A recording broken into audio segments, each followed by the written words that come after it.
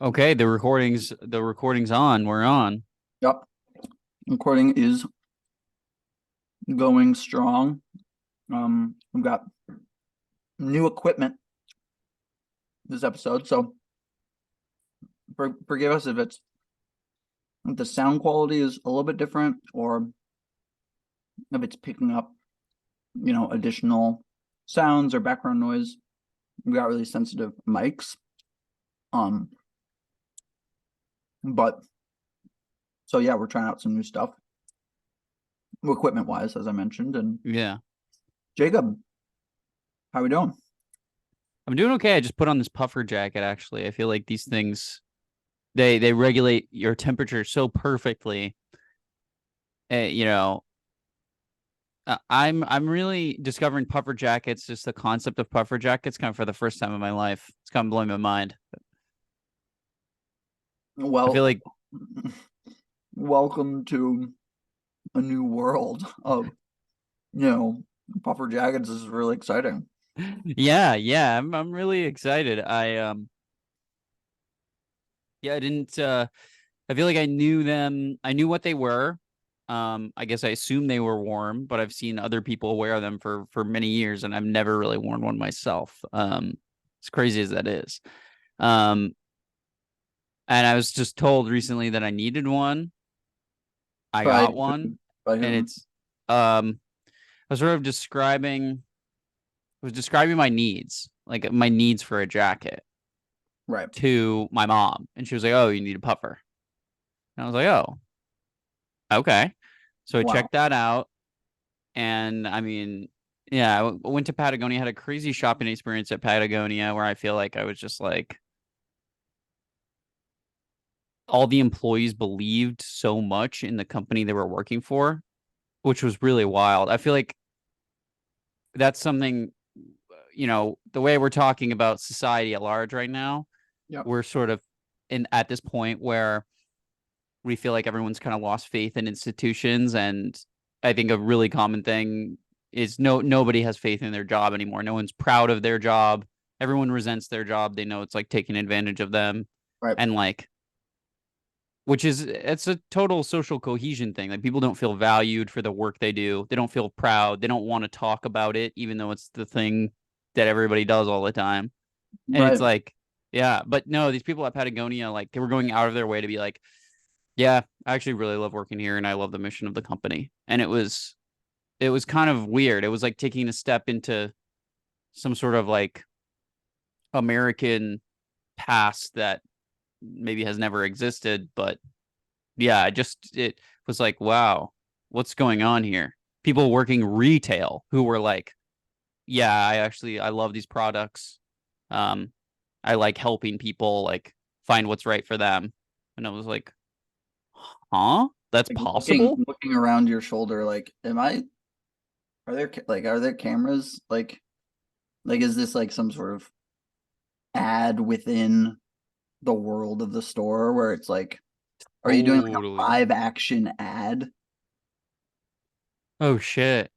or something where it's like maybe they're not filming it per se, but it's like this is an advertisement for the store that you're inside of right now. I mean, what better way to sell a company than to have employees that are really enthusiastic, really present, care about satisfying the customer and the product? Like, that sounds amazing. I have a Columbia jacket Oh, nice. from it's more fluffy than puffy. It's actually not a puffer, which is interesting. The difference between puffers and fluffers. Fluffers.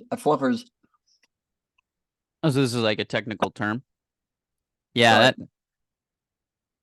Sorry, that I know I'm snacking.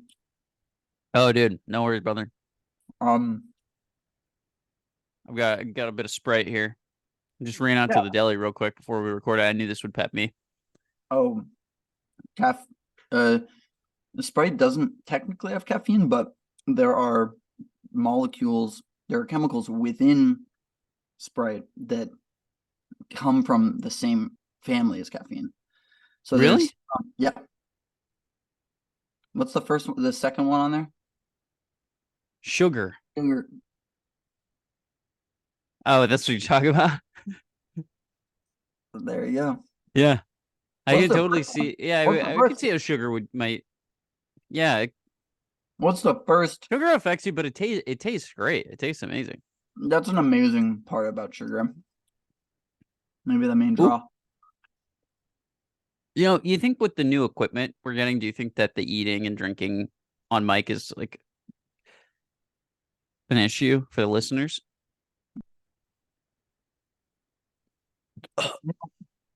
That's a really good question. We'll have to see about the comment section. In the comment section from the listenership and direct emails and letters that we'll receive. In terms of eating while talking is something that abounds. I think it's on everyone's mind most of the time, but primarily when they're eating. When someone is eating, they're saying to themselves, at one point or another, should I be talking? Dude, yeah. Oh, And is it harmful? Who is it hurting to eat while talking? I mean, first and foremost, it's hurting the food.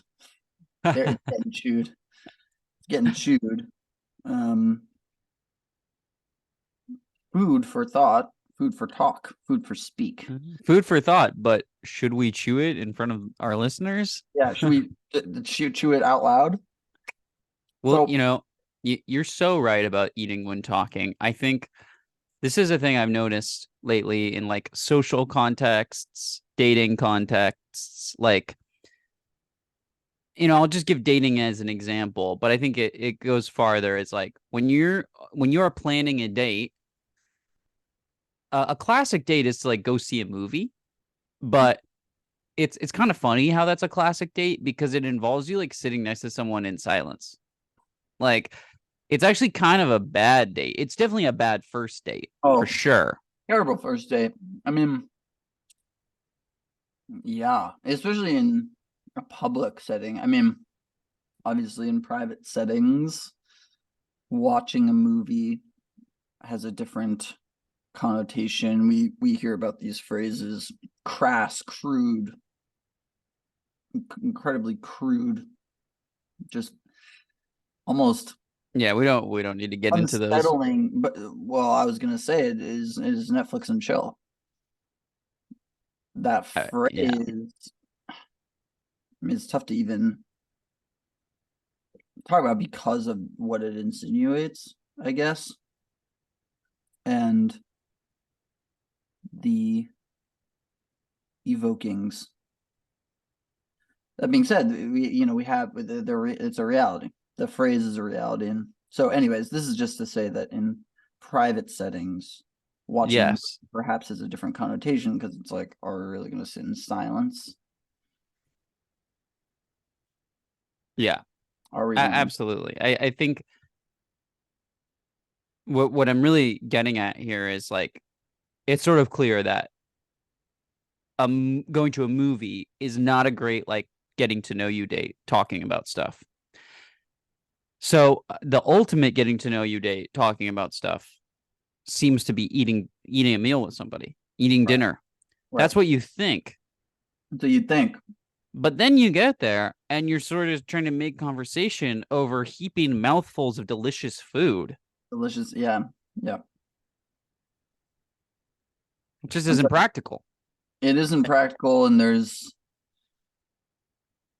I mean, if you go to a food, oh my gosh, I mean, almost the worst thing you could do is go out to a dinner date hungry. Because if you're Mm. hungry, you're you're trying to eat. You know, you're trying to. Oh, dude, that's another crazy dating thing for me is demonstrations of appetite. Oh, Mm, is being say off more. being off on your hunger level with somebody else. Like if you guys are meeting up, this has happened to me so many times, but less now because I think I have my stuff together a little more, which hopefully reflects positively on me. But I've been on so many dates where it was like we were getting together and then like there was like a miscommunication maybe about the expectation, and I show up thinking, yeah, we're gonna eat something, and she's already eaten dinner, and I'm like, oh, now we're gonna eat in front of you. I have to because I can't. Otherwise, you're just gonna be angry. Yeah, be Angry. hangry. Come on. Not a good first impression. Hmm. I mean, it is pretty vulnerable to eat in front of someone who's not eating. Like right now. I mean, I'm done with my satsumas, but I was just eating in front of you and also in front of the listeners. And I think that I didn't even think about it as it was happening because the listeners occupy this more metaphysical space instead of they're not physically right in front of me, but you know what I Right. mean. Eating in front of someone who's not eating is an incredible act of vulnerability, which in a dating context, I don't know. On a first date, like doing something vulnerable, maybe they would respond really positively if they really value vulnerability in their partner. I've had people say that to me. Yeah. I love how you eat in front of me.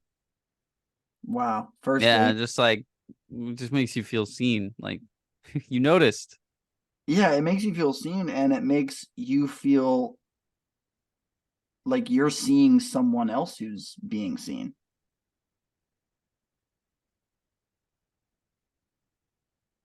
Yeah, Makes you feel like they're being yeah. seen. I did catch up to that for a second, but yeah. Yeah. So yeah, when you're on a dinner date and you're wondering like, should I be eating? Getting asked a question as you're like putting food into your mouth, and then like this is a thing I do all the time is I do the cover move. I put my hand up in front of my mouth and sort of talk because I feel so upset to be like leave somebody hanging while I'm like chewing my food. I feel this like it's like Yeah. what's Right. more It's like a disgusting? sign of awareness, like 1 sec. Do you do it as like this to almost pardon yourself from not speaking, to acknowledge, to signal to them that you know that you're chewing and that it'll be a second? Or are you saying you do this to while chewing and speaking? Yeah, I'm chewing. Yeah, I'm like I've got food in my mouth. I'm speaking, and I have to put Mhm. the hand up. And if we're really going back and forth, if it's a really lively date, I'm liable to spend part of the date with my hand entirely in front of my mouth. At which point, this girl doesn't really know what like half my face looks like. Yeah, she doesn't even know. And the other thing that they It's like a say, damn movie theater. Half the time she's sitting there in the dark. She doesn't even realize it. right, it's like your face is the movie and wait, no, it's like your hand is the darkness of the movie theater, Yeah. covering part of you up. My So question my is, mouth is a movie. Yeah, in this situation. your mouth would be the movie. The other element of this is how they say that, when you are on a date, and if I've heard this multiple times, maybe it's bogus, but we'll have to consult psychology. Is that if a potential romantic partner is looking at your mouth, then it signals that they're interested in you. Have you Yeah, heard? I've heard of that too. I've heard that there's like that the sort of almost universal like body language that's kind of observed around kissing, like a first kiss Yep. type of situation, is kind of like looking at someone's eyes and looking from like one eye to the other to their mouth, and like looking at their mouth is like Right. a way we signal to each other that we're interested in kissing. Part of that triangulation, the Yeah, it's whole kind the holy of trinity of the face. Yeah, it's a little combo. It's a little facial Like, trinity but combo. if they go one eye to the other eye, back to the first eye, and then to the mouth, you're fucked. Yeah, no, the type of kiss they're doing to you is that's a dark kiss. That's the combo, some combo set up for a dark kiss, and you want to avoid that. Any dark kiss combos. In fact, if you experience a dark fit kiss combo look combo, you want to drop whatever's in your hands, especially if it's the other person's hand, and you Mm, want to walk away. yeah, and just know that you might need to run. You might need to get to jogging. Yeah, yeah. By You could be walking. in the presence of a gorgon or something worse. Yeah. What's worse than a Gorgon? Too. Ooh. Oh man, imagine getting the dark kiss look from two people at once.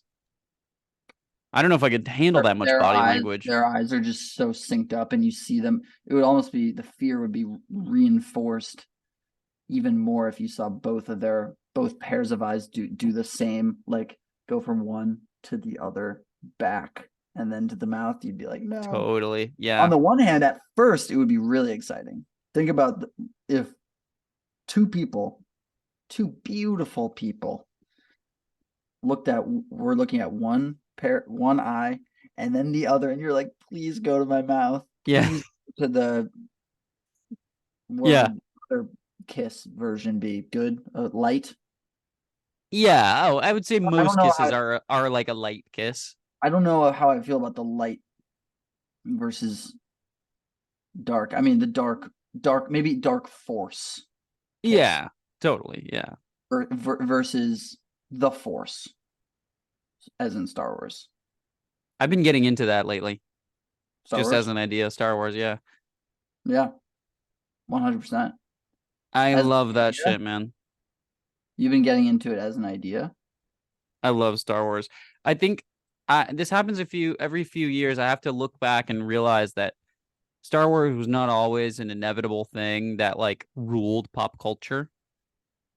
And Star Wars is like a weird story that somebody made up and it just became like something that was so cool that kids loved. And it's a huge deal. And you can know a million facts about Star Wars. Yep. Yeah. That's just I don't know, just something I kind of appreciate. I feel like yeah, I don't want to get too much into Star Wars talk because I'll get emotional, but it's something where we kind of have the nouveau Star Wars right now is something I haven't really connected with. Like the Be- latest 3 or 4 or something. yeah, the kind of the Disney version of Star Wars, I think It's an abstracted version, in my not opinion. It's not the not real. loving it. It's like the George Lucas stuff I think is so cool because it's like it's weird. It's just like it's made under these like weird like circumstances and by like a weird guy who just has an abundance of vision and is like a I don't know. It's so fresh. Yeah, The the ideas original are movies so are fresh. They're not totally. they're not tropes or, you know, Well, they and are. I don't know. well, they've become tropes, but I feel like I don't really know what I mean by that. I guess the ideas feel so hip. Like they're so cool and new when you see them. Like the original, the old movies, the ones that came out first. Something I noticed about those is that like the level of cheesiness in them Hi. is so high. It's so high. The cheesiness levels are so high, but it's like a kind of cheese that isn't annoying to me. It's like Well, it's just like incredibly earnest. I think is why it's so wonderful. It's just like everybody means it yeah, completely, which is just weird. But I love it. It's awesome. so committed. And you get the idea that like at the time of shooting it, I don't. They weren't looking at. They weren't viewing it as cheesy. The cheese factor comes later, right? Nothing's cheesy immediately upon making it, unless it's like referencing a different type. Yeah.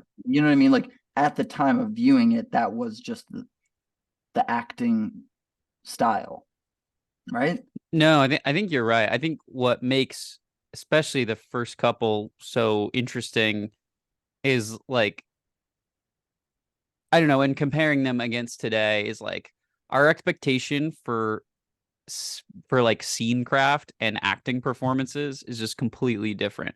This was a campy, weird, like I don't know if it's even campy. It's just totally cheesy and super earnest. It's like a sci-fi kind of mess a little bit. How do you define cheese? Yes, and we can get back to this. I don't mean to interrupt your Well, thought. when you're saying it now, I'm just thinking of Mark Hamill's like performance as Luke Skywalker, Oh, especially in the first movie where he's just like mental. incredibly whiny and like, So but so it, whiny, but sort of beautifully unself-conscious and like just full of energy. so committed, and like Yeah. does represent, like he's like the hero that also sort of embodies this like whiny, almost like entitled little boy within all of us. Yeah. Like, I don't know, but Yeah. cheese is an interesting concept. What is that? Well, whatever it is, it definitely has it. It But has it's it. also anchored by like acting performances from like Alec Guinness, who's like one of the greatest screen actors ever, and like it's just like fucking owns every moment he's on screen, and just the tension and the presence of people on screen. It's so I think it's a bygone era of filmmaking, which is part of why it's interesting. It's like the oldest movies that like a kid today might be expected to watch and enjoy. You know, like Right, right. Star Yeah, Wars that's from because 1977, through like 1983 when they made Return of the Jedi. It's definitely a different time, different pace of action, different mhm. way actors are relating to each other on screen, different I mean, there's I don't want to sound like an old man, but these days in the damn movies, like there's a cut every like 1.5 seconds or something like that. Like scenes don't really breathe. We don't see like action play out in continuous takes. Things don't have like a human lived pace a lot of the time. Yeah, And I think what is kind of interesting about those old Star Wars movies is they're alien worlds that people have taken a lot of care to create. They're pretty convincing.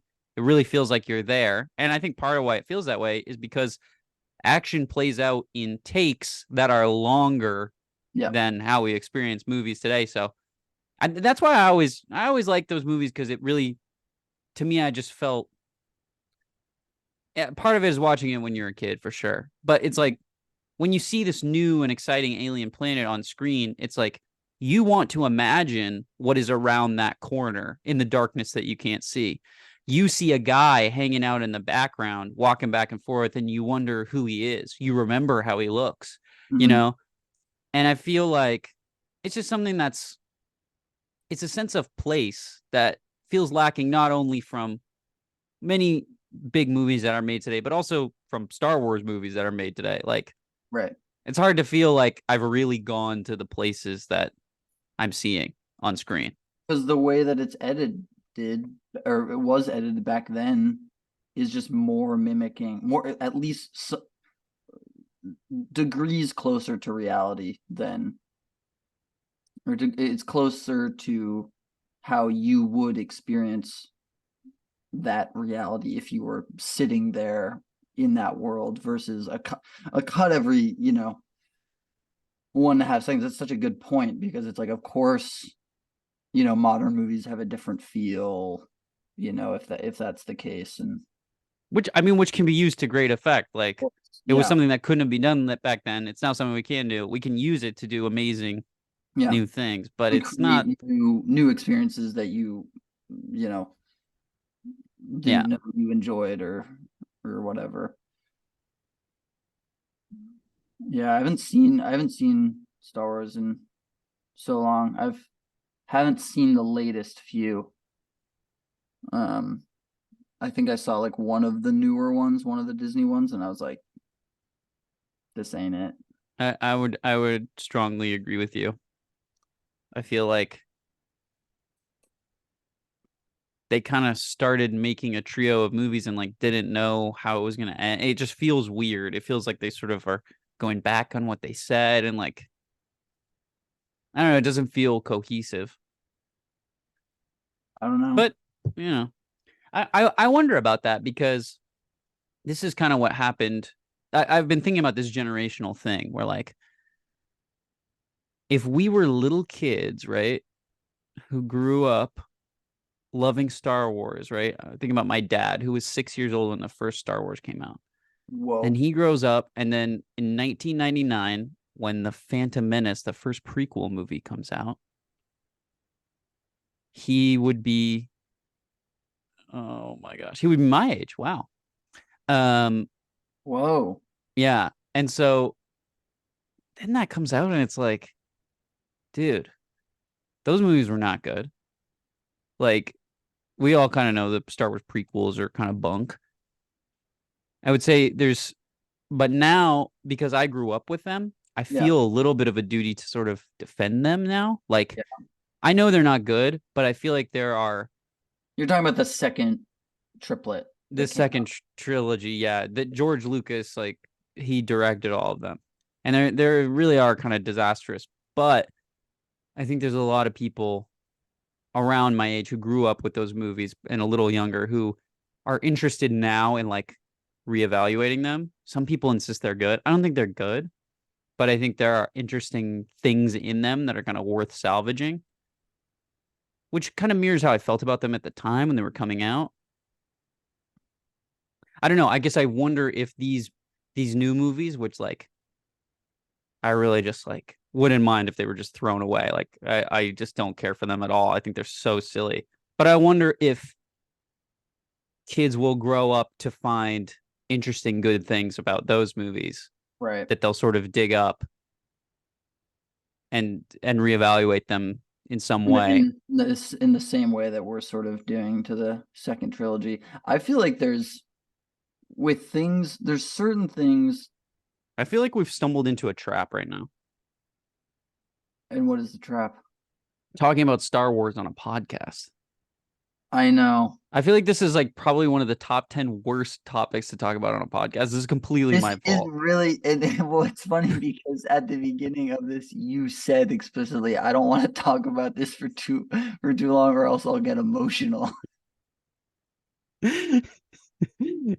Yeah. Are you emotional yet?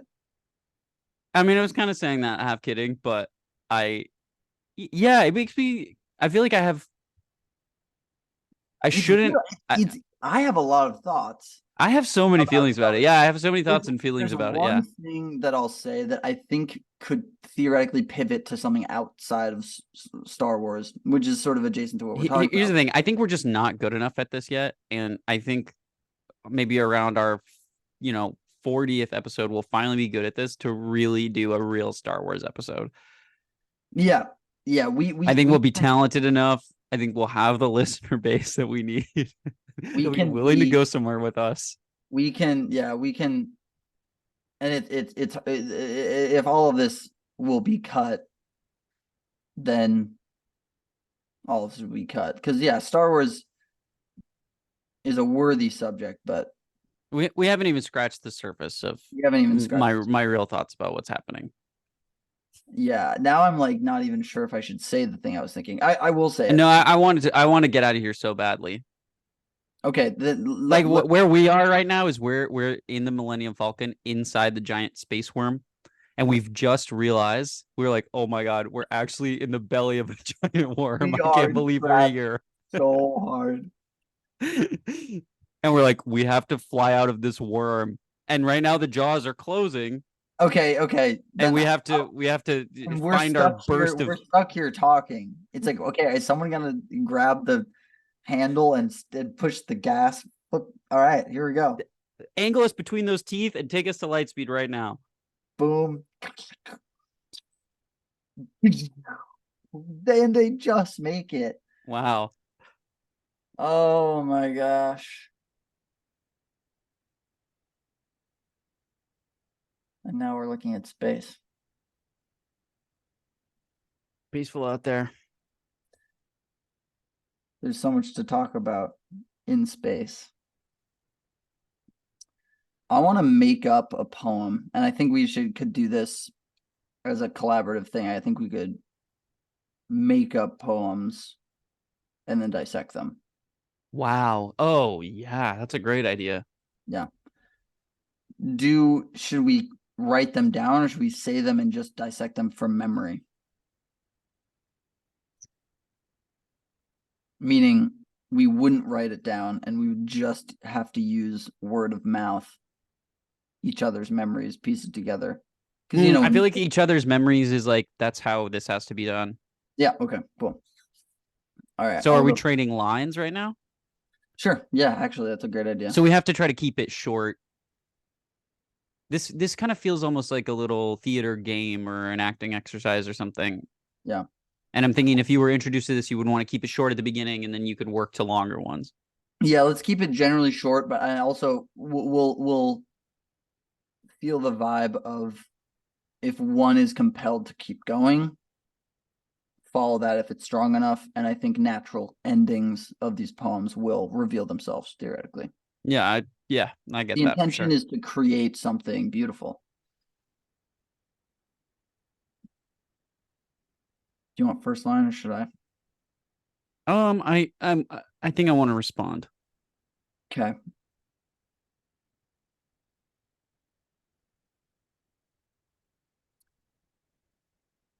Soothing oceanic breath fields traverse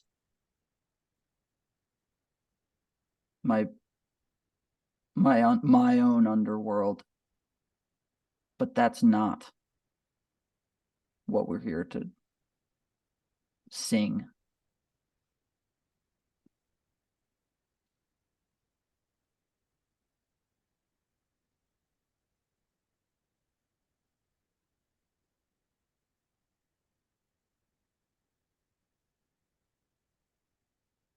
Sky sailors take flight, take fire, take five. Breaks above the clouds.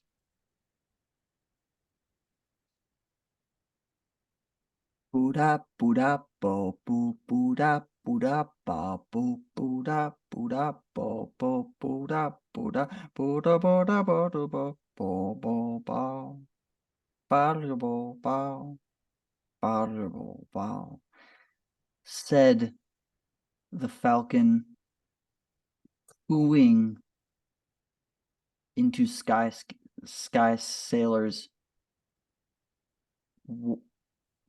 wind-filled ears. Was it a gust?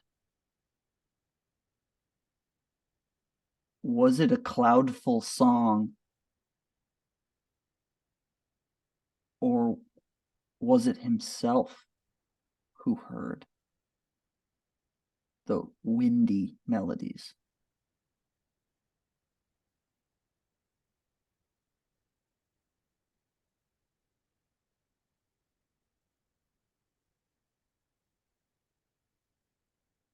I think that's the end.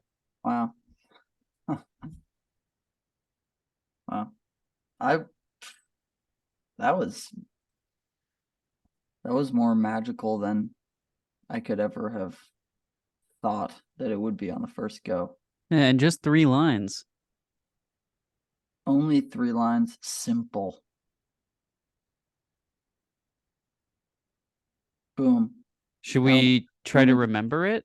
Yeah, we can try and remember it and dissect it. And Yeah. I think those processes can be sort of one.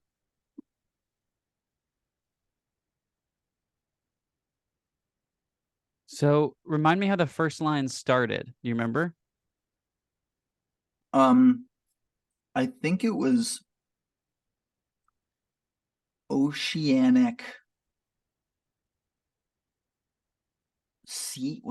oceanic sea breezes traverse My own the underworld. underworld. Yeah, my own, or traverse the depths of my own underworld. Yeah, But is that but that's not what we're what here we're to here to sing. sing. Yeah. And I like that. That's not what we're here to sing. Putting us in an almost prefacing for like a foreshadowing Wait, I the think we do need to erotic. write it down as we remember it, and then we can. Okay. Okay, so one more time that first line. Um, Oh, good. I was gonna write this down privately, but this is much better. I think the listeners should be able to see. okay. Awesome. Yeah, the listenership, if you could follow along and actually also write this down, because you know how there's that sort of cliche about when you write something down, you remember it more if you write something down by hand. I think this is exactly a scenario where that would occur, you know. Um, so let's see. I'm gonna write it down, and in that spirit, I'm gonna write it down by hand.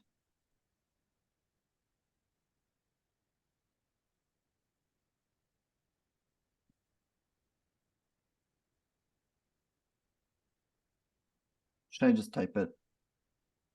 It might be easier to type it, but I like what you have as the Oh, title. oh It's yeah, yeah. Okay, the first three words are the title, awesome. Yeah, right? okay. And And then the now you can type the title, rest. perfect. Okay, I'm gonna choose green. Oceanic sea breezes traverse the depths of my inner ocean. Something like that. I think there was more to it. It was like my own underworlds Oh yeah, yeah, yeah. of my own underworlds, Of right? my own underworlds. Yep. But that is not what we are here to sing.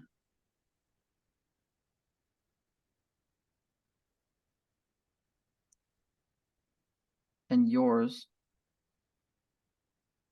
It was, I believe it was, okay, I don't know how it started.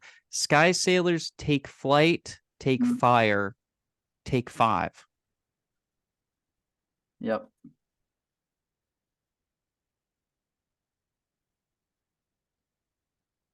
Take five. A break Uh, above the clouds. five a break or five breaks. I think I said a break above the clouds. Cool. So sunswept. Did you say sunswept sky sailors? Let's add it. Sure. I'm not sure Are if I there said that. some? Yeah. Boop bap boop da boop bap boop bap boop da boop bap ba ba da boo ba da boo dee ba doo bap ba da ba ba Ba-da-da-ba. diddly ba diddly ba badly ba badly badly badly da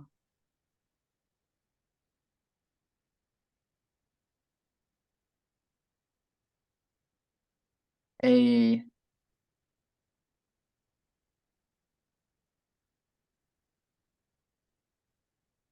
an eagle, some eagle.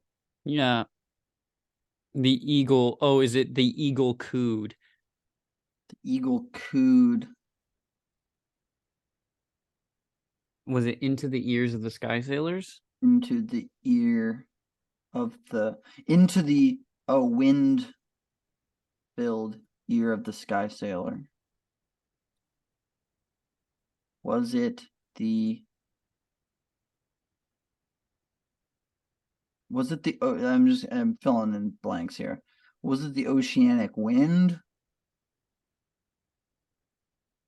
Was it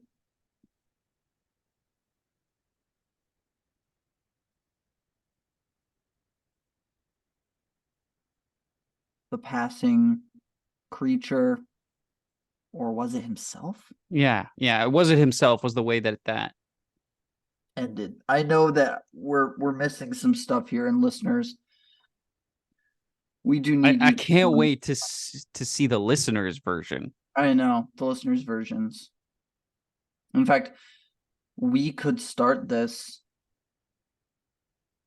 an online webisode poem database series. Think we should. I think it's already started. Okay, so now I think we have to analyze this one, and then I want to definitely do another one. Yep. So, do you have any analyses that pop? That pop?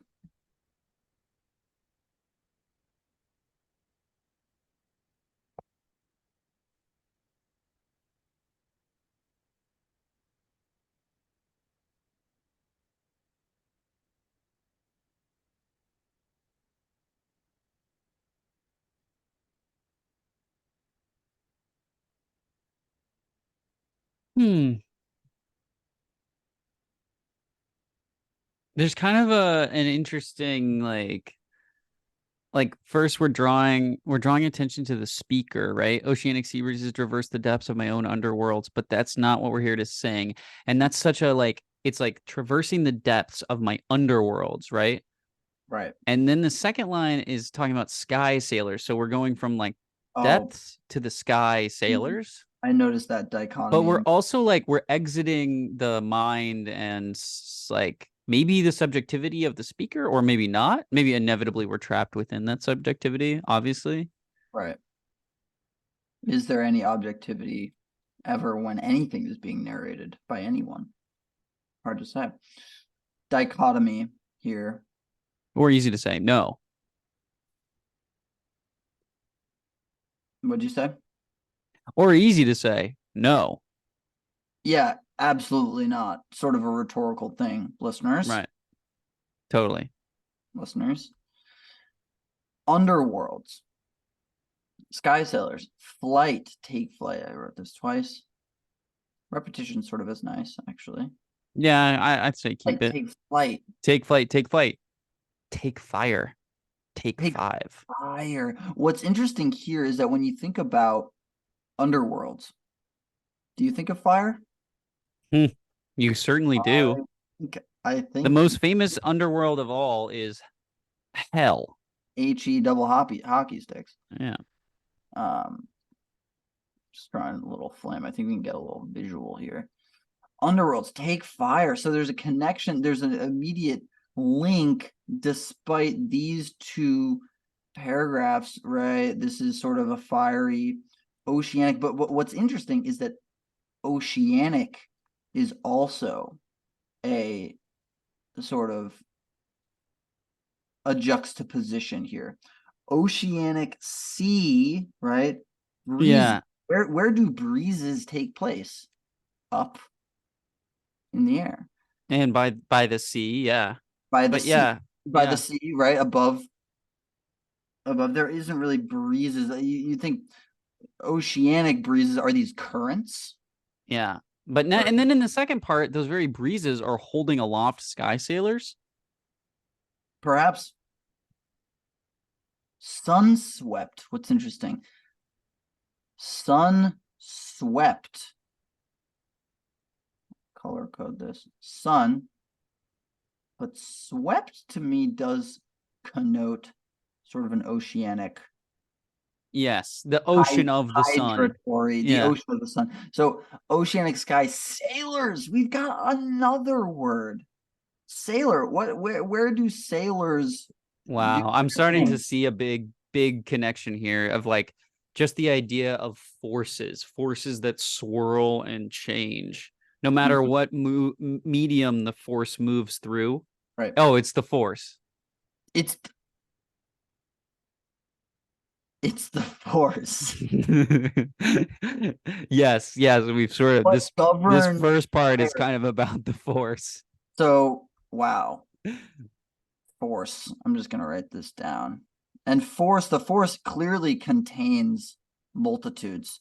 This force is, I can't write this in a way that reflects to the extent that it contains so much. Fire, breezes, fire, air, water, the sun, right? And then these sailors that are traversing. Hello, traversing.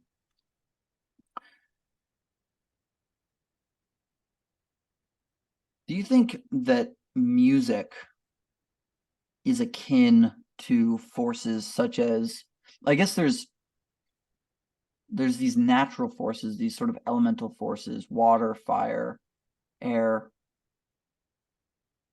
Um, are there Wow, I actually think this other? is a good poem now. This is like, This well, is this about the force. is about the force. But what I was gonna say is, do you think that music? Do you think that there force, like there's sort of natural forces, and then there's organic forces? So these are forces made, these like fire and water are made by Earth, right? Yes. The natural forces of Earth. But song are created, I think of when I Oh, and think of go ahead and the throw a song, I pink think of, outline around that whole third section. yeah, I think of birds. Oh, yeah. I think of the first song that when you hear something and you're like, that's a song, people probably heard birds, right? Yeah. Well, I mean, of course, wind can create whistling and rustling in trees, waves that sort of there's a rhythmic Oh, yeah. Well, I'd rhythm. say I think they Song heard is it all. I melody, think they probably heard it all. And they right? thought it was all a song. That's crazy. That's not what we're here to sing, You know, human beings definitely developed the ability to sing before they developed the ability to speak. for sure. That's like a agreed upon like thing that people think that Really? I thought that was pretty interesting. Yeah. So It makes cool. sense because I feel like speaking kind of comes out of singing because singing is like a way of communicating. It's very powerful, but it's not super specific all the Right. time. Yeah, it doesn't have to like, it's like less tech. Oh, I was gonna say it's less like technical. I feel like language is more heady, whereas singing is very emotional, which Yeah. perhaps more natural. Sunswept sky slayers take flight. So immediately we're hearkening back rather, to this sky, this elevated versus depths juxtaposition. Yeah. Take fire, take five. And then take fire, like the fire is interesting because it's like underworlds and like underworlds on fire is like a place of damnation and being trapped. But like taking fire in the sky is like well, it's sort of Icarus sort of being punished, but it's also like the vision of like something in the sky on fire is like I don't know, there's something freeing about that. Right. Like a It comet or something like disintegrating into nothingness in the air. right. I guess you're less like threatened by it. If there's something that is on fire, like on land, it's like it has spreadability. Hmm. Whereas if something is in the air and it's on fire, it's not immediately spreading. I guess the fear would that it would have impact, like a comet or something, that it would like impact the earth and then spread its fire.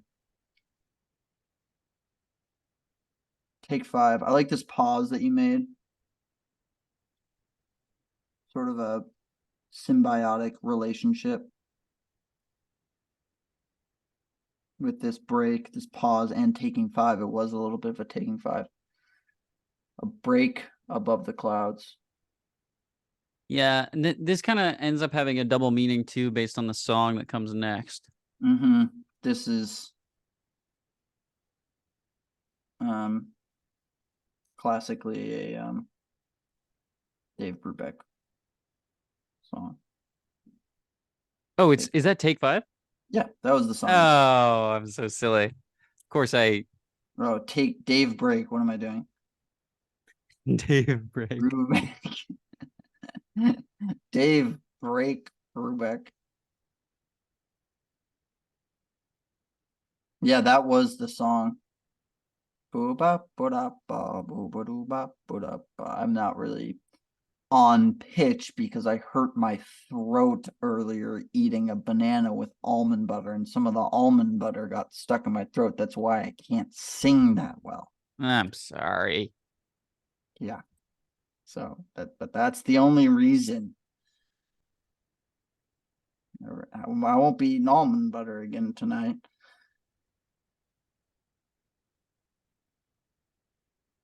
I see this as like a departure. No. Just take 5. A little melodic. Yeah. I mean, okay, so you highlighted, I mean, you circled the word sing in pink. And then I Oh, said you should throw that pink outline around the whole third section. You instead threw it around the fourth section. oh, So I'm whoops. wondering. I didn't even mean to do that. I meant to do it around the. I didn't Okay. even.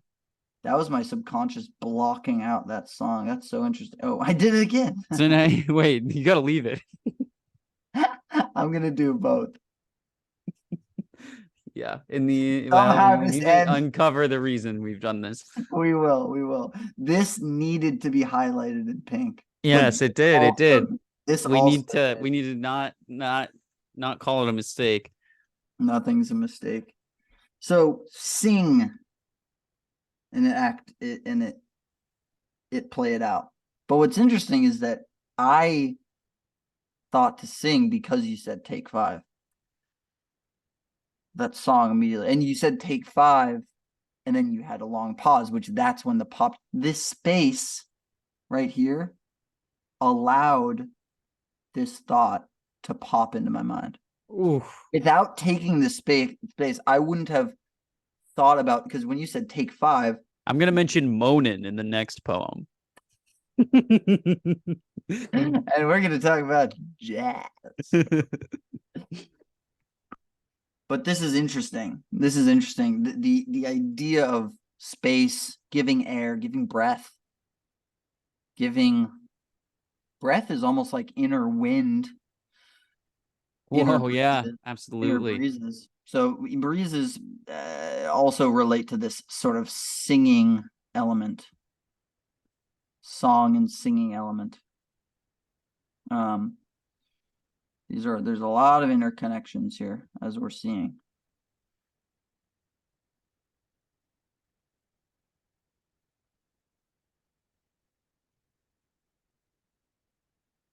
We got to Break, get to that last stanza. break above the clouds, yeah. So yeah, let's But a break above the clouds is also a reprieve, yes, also a rest and it sort of embodies, or it plays out. The reprieve still plays out for the here. Sky Sailors. Yeah. The Sky Sailors, and maybe they're singing, or no, maybe they hear it. An eagle cooed. Yeah, that was beautiful. So an eagle can call, certainly, it can be loud, and it's a majestic bird, but it was cooing this. Yeah, This was an easy thing. right. It's sort of low. It's keeping a low profile. But the thing about eagles is that they actually have some of the most beautiful calls and songs that they sing that are incredibly, just unbelievably beautiful and like emotionally, like they just get to your emotions so Oh quickly. yeah. But they never do it. They never sing, and therefore no one knows that they're able to sing so beautifully or what they sound like at all. Huh. Yeah, let that one sit.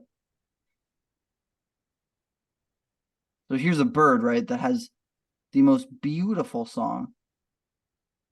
A kind of bird. This is a whole, subset of birds that have some of the most beautiful songs, so, bird songs, objectively, yet no one has ever heard what they sound like. They keep it inside.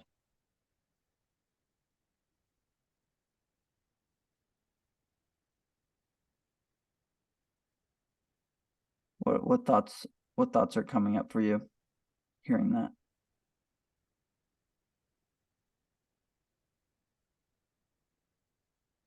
It's like a privilege, right? That the Sky Sailor's getting this song. Yeah.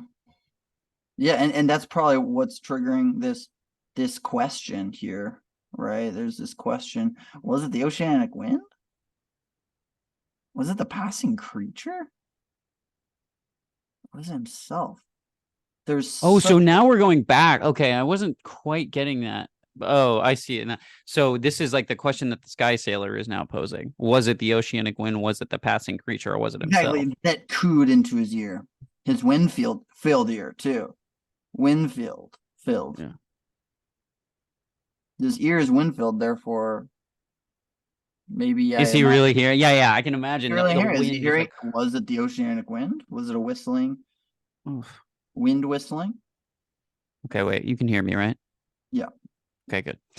Yeah, the wind, when the wind fills your ear, it's like washing it out. It's like, Yeah. There's a lot going on. So maybe so beneath if an that. eagle coos take five into your wind-filled ear, you might not hear it clearly, or you might disbelieve that it's even happening. Yeah, exactly.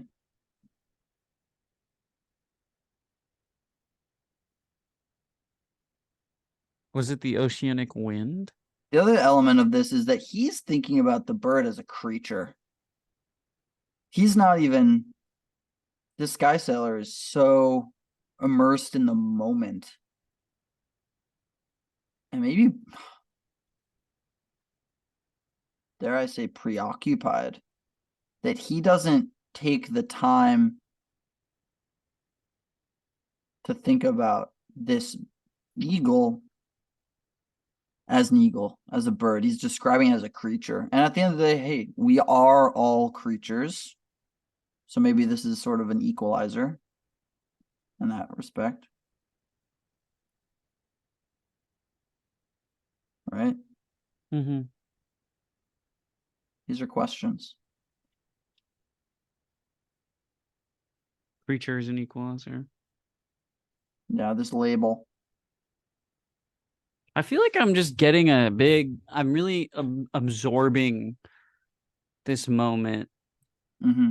when the whole poem kind of came into focus for me a little while ago. I feel like I'm still working through that moment. When But I did it? see, I feel like we were talking about the first two lines and how like densely interconnected they are, and like how Totally. how many like opposing images they sort of conjure, but how they're also like deeply Mm-hmm. integrated with one another. And the last stanza, to me, raises more questions than it does answers. There's a density to this.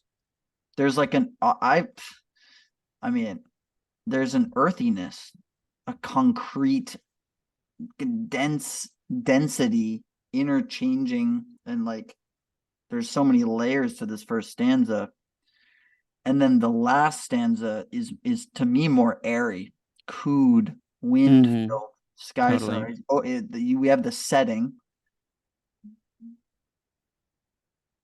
setting equals sky. And then we have this big question. So it's like maybe there's this reversal of like earth to air.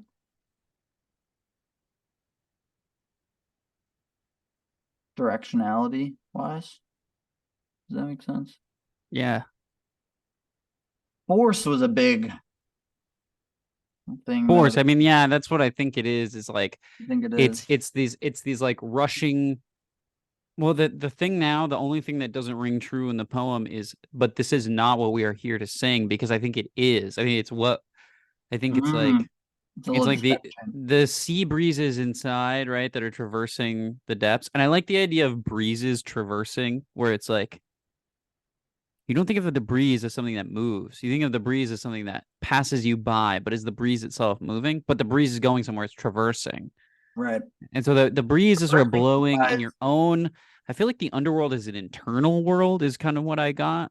But I yeah, feel yeah. like it's sort of we're sort of getting this thing where we're getting like singing, right? Is the movement of a force. Like the sky is a movement of a force, but so is the sea breeze, so is the ocean itself. Is like it's like one force that moves through many mediums, but it Yeah. is all the same thing.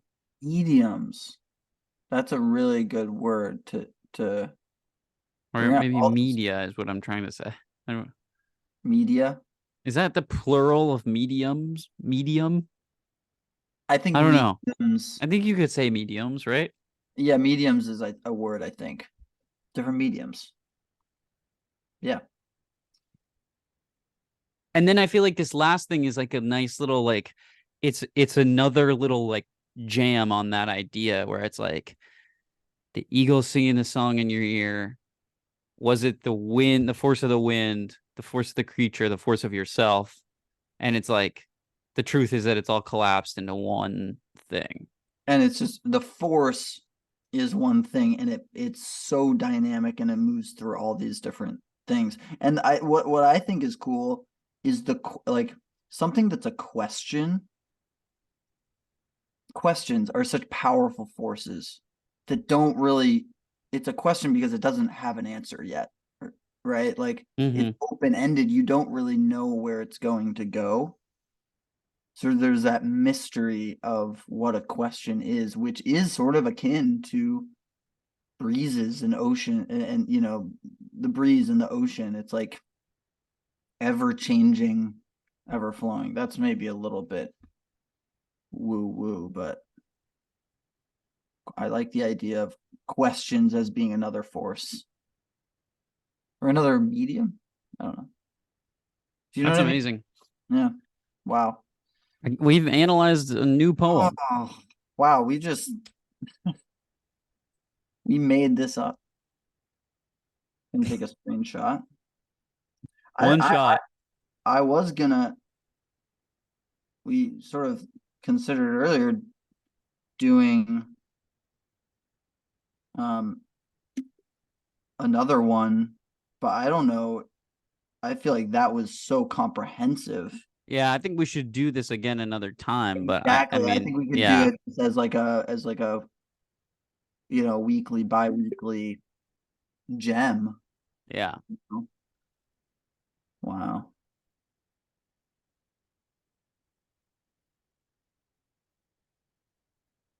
All right, I'm gonna stop that share.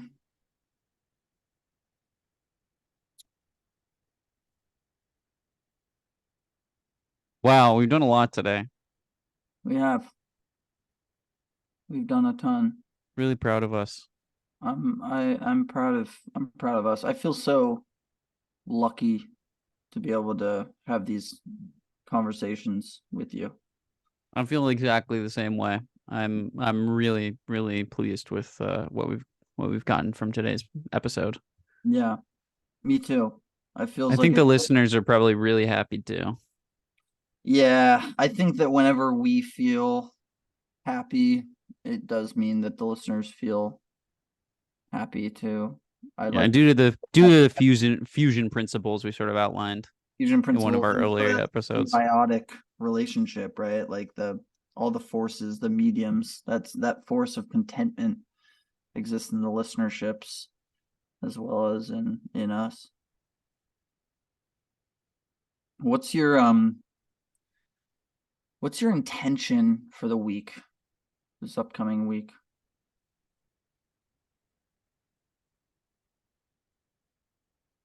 I'm gonna be alone in my apartment for the next like little while because my wonderful friend and roommate is leaving town. Hmm. And I feel like I would love here my intention for the week is I don't have a specific one and I think I should make one, but I think I'm trying to relate it to my broader intention for like the season, which Yeah, is to embrace the like restful and quiet nature of winter. Winter is something I've like had so much trouble with since I moved to New York, and it's been something I really struggled to wrap my head around because it's like commanding you to stay still.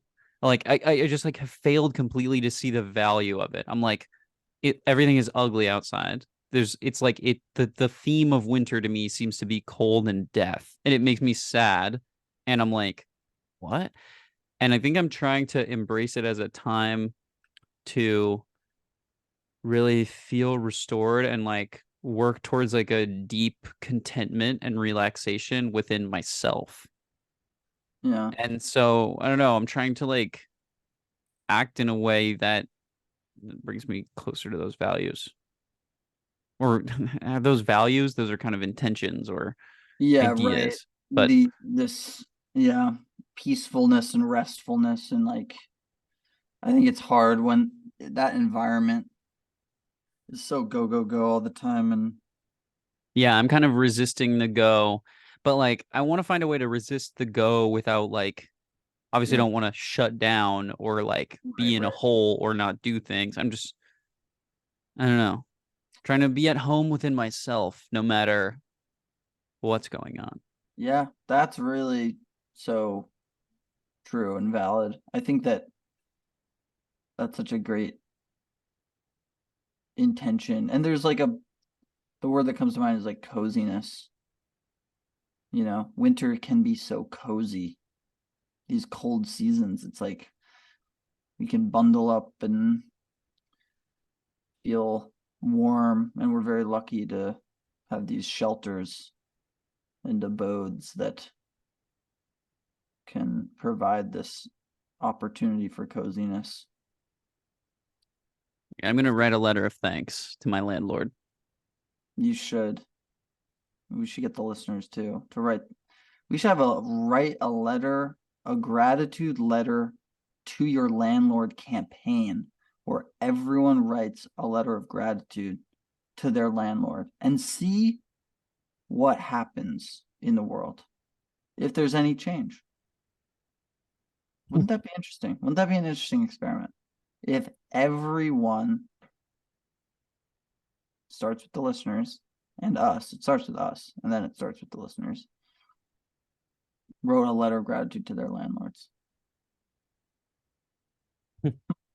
The world could change in a crazy way. It could. Maybe we'd get some rent decreases. Yeah. Or maybe they'd reconsider at the very least. It's the thought that counts.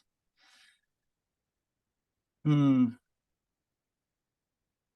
Well, I feel like we've exhausted our good ideas for today. Yeah. But I'm so looking forward to the next episode. I know the listeners are too. Yeah. I'm really excited, and we're excited to get back to the drawing board and devise yet another um intricate um uh podcast flow development scheme. So,